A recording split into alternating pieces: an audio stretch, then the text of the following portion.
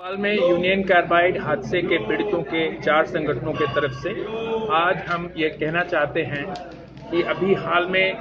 30 अगस्त को सर्वोच्च न्यायालय में भोपाल नगर निगम के तरफ से झूठा हलफनामा पेश किया गया है, जिसका सबूत हमारे पास है। हमने 12 सितंबर को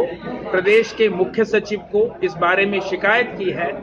कि प्रदेश के 2 अलग अलग प्रयोगशालाओं में अलग अलग रिपोर्ट एक ही पीने के पानी के नमूनों पर दिया गया है, जिसकी जांच होनी चाहिए और अविलंब कार्रवाई होनी चाहिए। लेकिन 1 माह बीत जाने के बाद भी आज तक मुख्य सचिव के द्वारा कोई कार्रवाई नहीं की। पीने के पानी की गुणवत्ता बहुत खराब है, उसमें से सीवेज की बू आती है, बदबू आती है,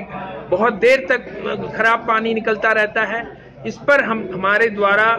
सर्वोच्च न्यायालय में निवेदन प्रस्तुत करने के बाद यह आदेशित किया गया राज्य सरकार को